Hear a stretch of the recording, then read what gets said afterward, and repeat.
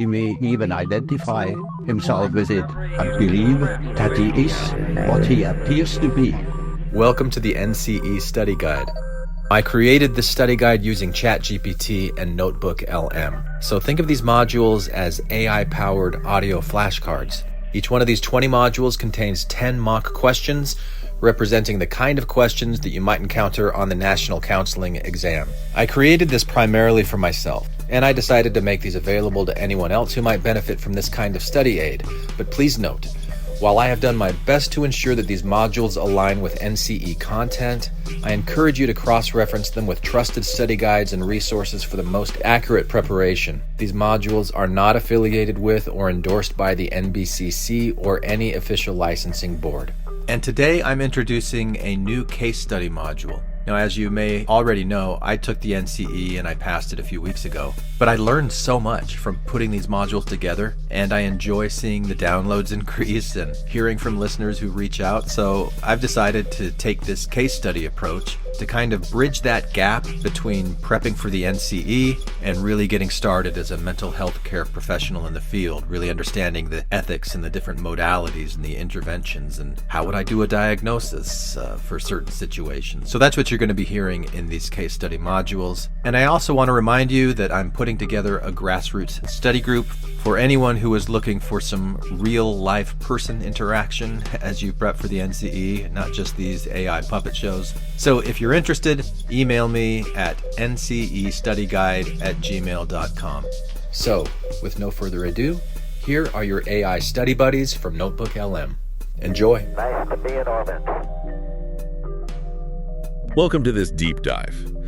Crafted specifically for you, the learner, we're tackling Case Study Module 4 of 10 from the NCE Study Guide today. That's right. And our goal is, well, pretty straightforward.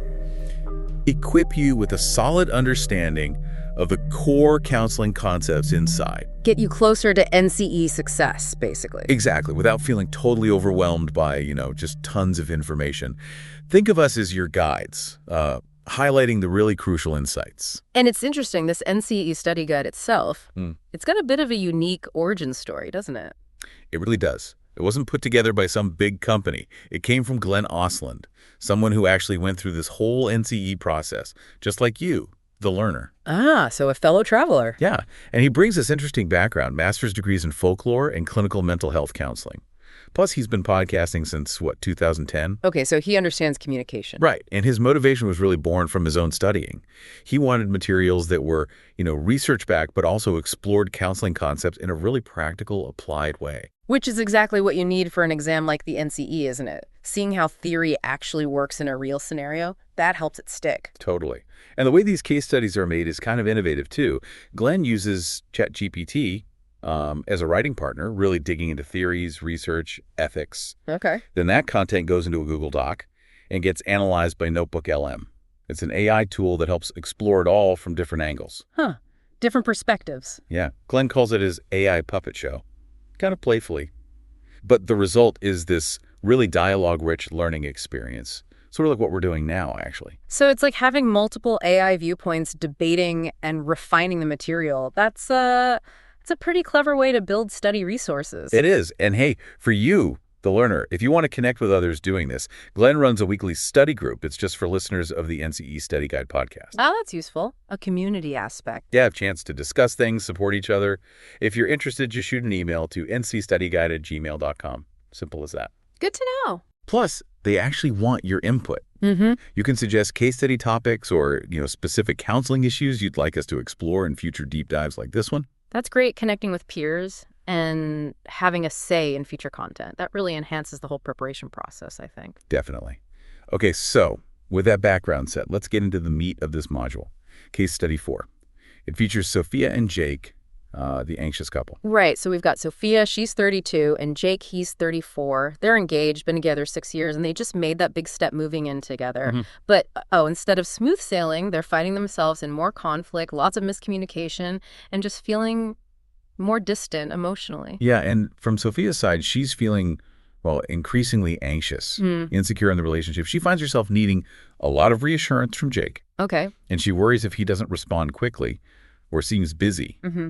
She kind of interprets that as maybe him losing interest. Right, that sensitivity to connection. And Jake, he feels this constant pressure, describes it as walking on eggshells. Yeah, like he just can't seem to provide enough reassurance for Sofia, even though he says he loves her deeply. It sounds like they're both feeling pretty trapped, you know? They really do. And they both say they want to stay together, which is, a good starting point. Definitely a strength. But they just feel stuck Yeah. in this negative pattern.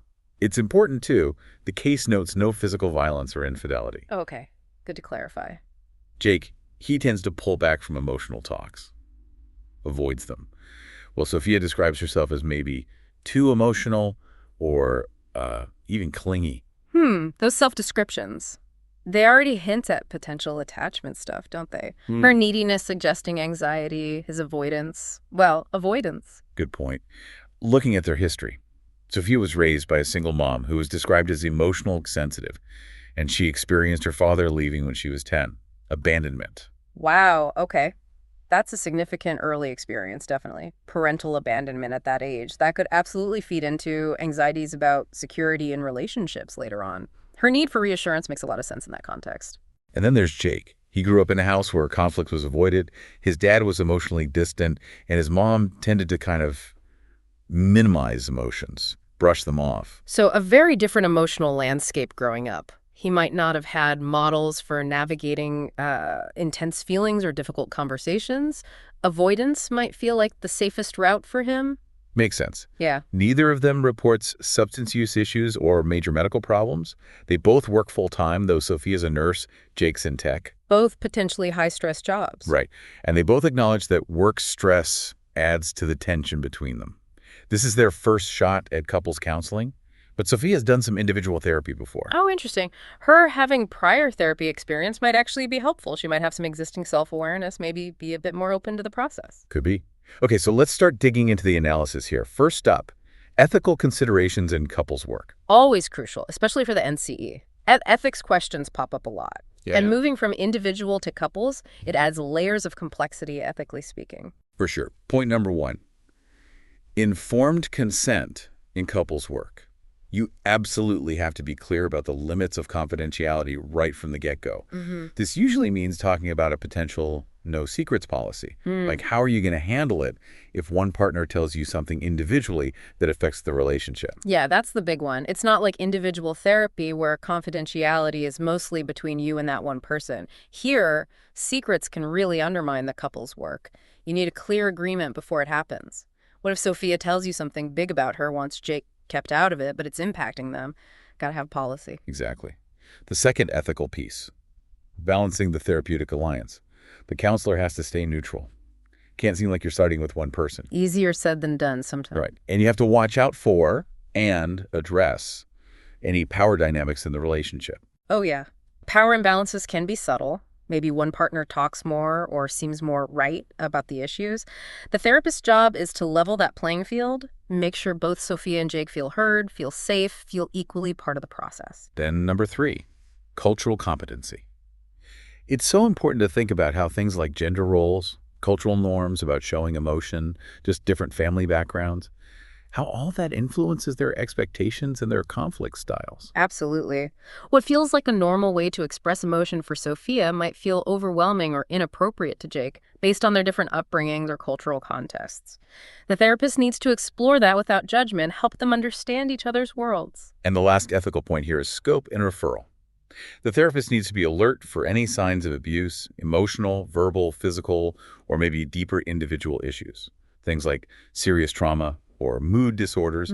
Situations like that might mean you need to refer one or both for individual therapy, either alongside couples work or maybe even instead of it. Knowing your limits is key.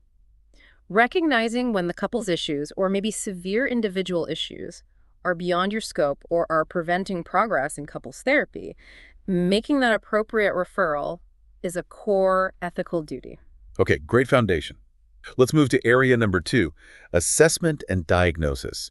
This is where the therapist really starts gathering info. Right, building that understanding. A good assessment is the bedrock for any effective treatment plan. You're pulling information from different places to get the full picture. The module mentions several assessment tools that could be useful here. First, the dyadic adjustment scale, or DAS. Ah, yes, the DAS. It's a classic. Oh. Widely used, measures overall relationship quality, satisfaction, looks at different aspects. Like what specifically?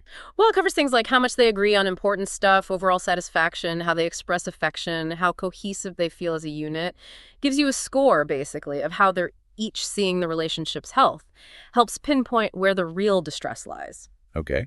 Then there's the couple's communication inventory. Pretty self-explanatory name. Yep. Focuses right in on how they talk to each other, or maybe don't talk effectively. Listening skills, expressing themselves, handling disagreements. This inventory can highlight those specific patterns, good and bad, that fuel their conflicts. Makes sense. The module also suggests an attachment-style questionnaire. Given what we know about their backgrounds and issues, this seems pretty relevant. Highly relevant. Like we were saying earlier, Sofia's anxiety, Jake's avoidance, they scream attachment patterns.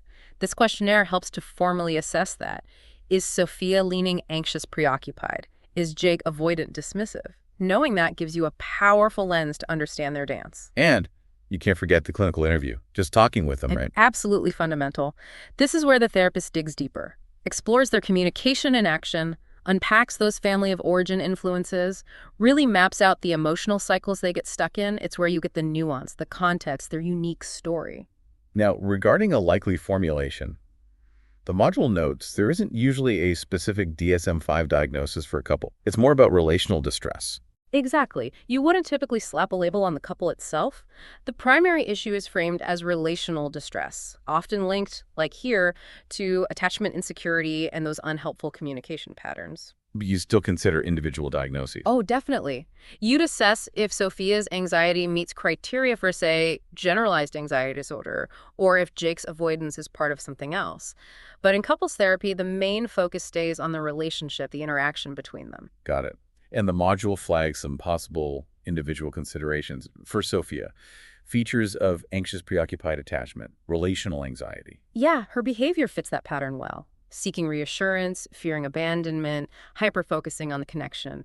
Classic anxious preoccupied traits, often rooted in those inconsistent early caregiving experiences like the father leaving. And for Jake, features of avoidant dismissive attachment, maybe some emotional suppression. Right. Valuing independence, feeling maybe overwhelmed by intimacy or strong emotions, tending to withdraw when things get heated. That lines up with an avoidant dismissive style. His upbringing likely reinforced that pattern. Okay, that sets the stage nicely. Let's shift to the third area, theoretical approaches. What frameworks could really help guide the therapy here? Choosing a theory gives the therapist a map, a way to understand the problem and decide on interventions. First one mentioned is emotionally focused therapy, EFT. Ah, EFT. Hugely influential in couples therapy. And like the module says, it's built right on attachment theory. It sees secure emotional connection as a fundamental human need. And why is it so relevant for Sofia and Jake? Well, because their whole dynamic screams attachment insecurity, right? Sofia's anxious pursuit for connection, Jake's avoidant withdrawal. EFT zeroes in on that. It helps them see their negative cycle, this pursue-withdraw dance they're stuck in. Okay. And then it helps them change that dance, create new interactions where they can actually meet each other's underlying attachment needs for safety and connection instead of just triggering each other's fears. Makes sense. The second approach is the Gottman Method couples therapy. Another heavyweight. Very research-based, very structured. The Gottman Method gives couples really practical tools and skills. Skills for what, exactly? Improving communication, managing conflict better, building more friendship and intimacy. It focuses on concrete behaviors that research shows separate happy couples from unhappy ones. So what specific Gottman ideas might help Sofia and Jake? Given their communication struggles, lots. Things like improving their love maps, really knowing each other's worlds, building fondness and admiration, turning towards each other's bids for connection instead of away, learning specific ways to handle conflict without escalating. It's very skill-focused, which could be really beneficial for them. And the third perspective mentioned is structural family therapy. Right. Structural takes a more systemic view. It looks at the couple as a system, focusing on their interaction patterns, the roles they each fall into, and the boundaries between them. Boundaries, like emotional closeness or distance. Exactly. Are the boundaries too rigid, keeping them apart, or too diffuse, meaning they're overly enmeshed? A structural therapist looks at these patterns, the power balance, the repetitive sequences that keep the problem going, and the goal is to intervene to shift that underlying structure towards something healthier. So 3 different lenses, all potentially useful. Let's Yeah. move to area 4, Mm. interventions. What might a therapist actually do with Sophia and Jake drawing on these ideas, especially in the early phase? Okay, early on, a key step, often drawing from EFT, is developing a shared understanding and language to describe their negative cycle. That pursue-withdraw pattern we keep mentioning. Precisely. Helping them see the cycle as the enemy, not each other. So instead of you always nag or you always shut down, they can learn to say, oh, we're caught in the cycle again. It externalizes the problem, makes it a shared thing they can tackle together. That sounds powerful. The module also mentions teaching soft startup communication strategies. That's from Gottman, right? What's a soft startup? It's all about how you begin a difficult conversation. Instead of leading with criticism or blame like you never listen, you start gently. Express your own feeling using I statements and state a positive need. Can you give an example for, say, Sophia? Sure, instead of, you didn't even ask about my day, a soft startup might be, hey, I felt a little lonely tonight when we didn't connect after work. Could we maybe set aside 10 minutes to chat tomorrow? See the difference? It's less attacking, more inviting. Yeah, much less likely to trigger defensiveness. Yeah. Oh, okay, another early intervention. Using attachment reframes. That's an EFT technique. Yes, a core EFT technique. It's about helping each partner understand the other's behavior through an attachment lens, seeing the underlying need or fear behind the action. So reframing Sophia's clinginess. Exactly. Reframing it not as clinginess, but as her deep fear of abandonment driving her need for reassurance. And reframing Jake's withdrawal not as him being cold or uncaring, but as his way of coping with feeling overwhelmed, maybe linked to his upbringing, his fear of conflict or intense emotion. So it builds empathy. Helps them see the vulnerability underneath. That's the goal. Seeing the softer emotions driving the harsher behaviors. Okay, what about interventions in the middle phase of therapy? Things tend to go deeper then, right?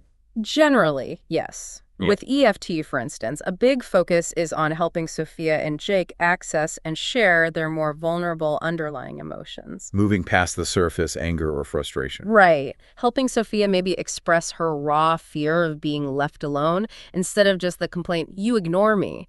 And helping Jake articulate his feeling of inadequacy or his discomfort with strong emotions rather than just stonewalling. That takes a lot of safety in the room. Absolutely. Creating that safe space is paramount. It allows for that deeper sharing, which is where real connection can happen. The module also brings up applying Gottman's 4 horsemen intervention. What are those horsemen again? Criticism, defensiveness, contempt, and stonewalling.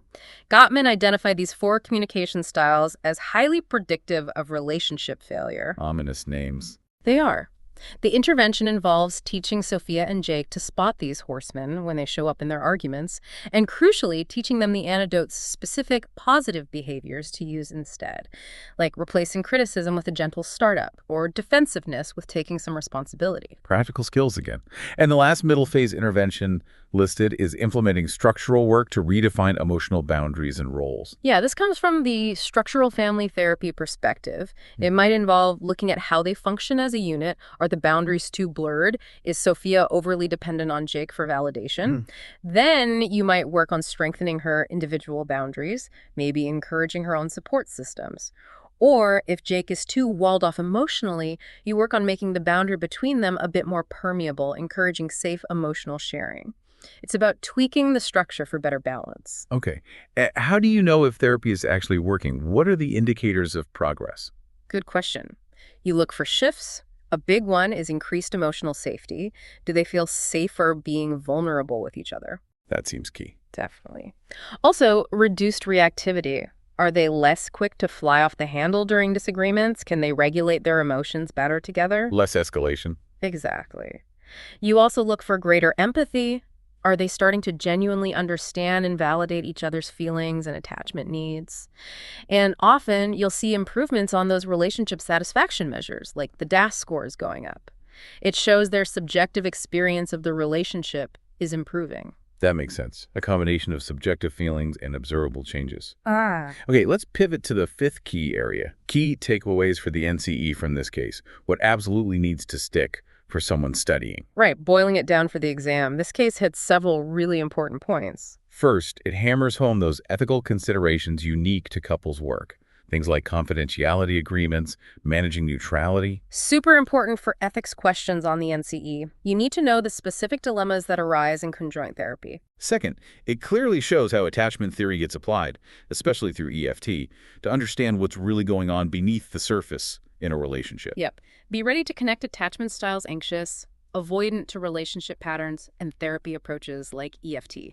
That's core knowledge. Third, it reinforces using behavioral and communication-focused interventions, like those from the Gottman Method. Practical tools. Knowing specific techniques for improving communication and managing conflict is crucial, both for practice and for answering intervention-based questions. Fourth, it underscores the importance of using appropriate assessment tools like the DAS or attachment questionnaires to really understand the couple's functioning. You should be familiar with common assessment measures used in couples work and what they measure. That could definitely come up. And finally, it illustrates how family systems thinking, like from structural family therapy, helps understand those dysfunctional interaction patterns, seeing the couple as a system. Having that system's perspective provides a broader understanding of relational problems. It's another angle the NCE might test. Excellent summary. Now let's put this knowledge to the test with Section 6, NCE-style review questions. Ready? Let's do it. Good practice. Question 1. What is a central ethical concern in couples counseling? A. Guaranteeing confidentiality between both partners. B. Ensuring no partner dominates the conversation. C. Clarifying how individual disclosures will be handled. D. Requiring separate therapists for each partner. Okay, thinking about ethics in couples work, what's a really core issue among these choices? C. Clarifying how individual disclosures will be handled. Explanation. Right. While B is important for process, and D is sometimes considered but not a universal requirement, A is actually problematic. You can't fully guarantee separate confidentiality in the same way as individual therapy.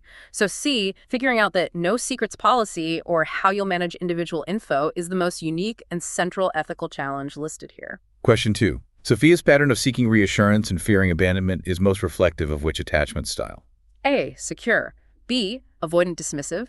C, anxious preoccupied. D, disorganized. Sophia's behavior needing that reassurance, worrying about being left, points most strongly to which attachment pattern? C, anxious preoccupied. Explanation. Yep. That constant worry about the partner's availability and responsiveness, the fear of rejection, the drive for closeness often mixed with anxiety. That's textbook anxious preoccupied attachment. Question 3. Which theoretical model focuses on accessing vulnerable emotional needs beneath surface conflict? A, structural family therapy. B, Gottman Method. C, emotional focused therapy, EFT. D, narrative therapy. Which of these therapies really digs deep to find the core emotional needs driving the couple's fights? C, emotionally focused therapy, EFT. Explanation. That's the heart of EFT, isn't it? It looks past the topic of the argument to uncover those underlying attachment fears and longings, the need for connection, security, feeling valued that are really fueling the conflict cycle. Question 4. Which assessment tool would best measure the couple's overall relationship satisfaction? A, depression inventory. B, attachment style questionnaire. C, dyadic adjustment scale. D, conflict tactics scale. If you want the best broad measure of how happy Sofia and Jake are with their relationship overall, which tool would you use? C, dyadic adjustment scale.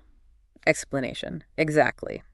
The DAS is specifically designed for that purpose, assessing overall relationship quality and satisfaction across different areas like agreement, affection, and general contentment. The BDI measures depression, the ASQ measures attachment style, and the CTS measures conflict tactics, including violence, all useful, but DAS is best for overall satisfaction. Question 5. What is a hallmark communication intervention from the Gottman Method? A, genogram. B, the Four Horsemen. C, reframing negative thoughts. D, dream analysis. What's a really key, well-known communication concept or technique associated with the Gottman Method? B, the Four Horsemen. Explanation. Absolutely. The Four Horsemen of the Apocalypse. Criticism, defensiveness, contempt, stonewalling, and their antidotes are probably the most famous contribution of the Gottman Method to understanding destructive communication patterns in couples. Question 6. Jake's tendency to shut down and avoid emotional conversations reflects what attachment style? A, secure. B, avoidant dismissive. C, anxious preoccupied. D, fearful avoidant. Jake's pattern of withdrawing and dodging emotional topics. Which attachment style does that fit best? B, avoidant dismissive. Explanation. Right. That discomfort with emotional intimacy, the preference for independence, and the tendency to pull away or minimize emotional needs when things get intense, that strongly points towards an avoidant dismissive attachment style. Question 7. Which structural family therapy concept involves redefining boundaries and roles within the system? A. Circular questioning. B. Boundary restructuring. C. Empty chair technique. D. Systemic reflection. In structural family therapy, what's the term for the intervention focused on changing the rules about closeness, distance, and interaction patterns? B. Boundary restructuring. Explanation. That's the core idea. Structural therapists look at boundaries. Are they too rigid, too diffuse, unclear? And interventions often focus on restructuring these boundaries to create healthier patterns of interaction and connection within the family or couple system. Question 8. In early sessions, what would an EFT therapist most likely help the couple do? A. Practice assertiveness scripts. B. Identify and label the negative cycle. C. Interpret family dreams. D. Create a behavioral token system. Early on in EFT, what's a primary task for the therapist working with a couple like Sofia and Jake? B. Identify and label the negative cycle. Explanation. Yes, step 1 in EFT is typically de-escalation, and a huge part of that is helping the couple see and name their destructive interaction pattern that pursue withdrawal cycle for Sofia and Jake. Externalizing it, making the cycle the problem, not the partner. Question 9. What intervention is best used to foster vulnerability and empathy between partners in EFT? A. Therapist interpretation. B. Structured debate exercises. C. Emotion-focused reflection. D. Punishment of negative behavior. In EFT, what's a key technique for helping partners open up about their deeper feelings and really understand each other emotionally? C. Emotion-focused reflection. Explanation. Right. The therapist carefully listens, validates, and reflects back the underlying emotions each partner expresses, especially the more vulnerable ones.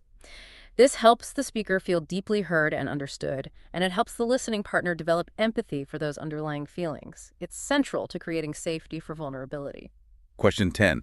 What is a good indicator of progress in couples counseling? A. Partners stop arguing completely. B. Partners can express vulnerability and feel heard. C. Each partner begins individual therapy. D. The therapist offers direct advice. What's a really positive sign that couple therapy is heading in the right direction?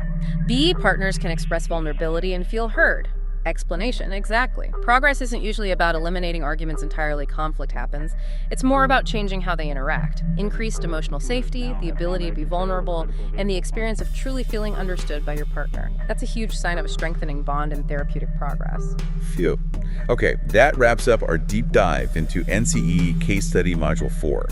We really hope going through it like this has been valuable for your NCE prep. Yeah, hopefully breaking it down piece by piece, looking at the ethics, assessment, theories, interventions. It helps solidify those concepts. And just one last reminder about that weekly study group Glenn Osland hosts. If you want to connect with other learners, definitely check it out.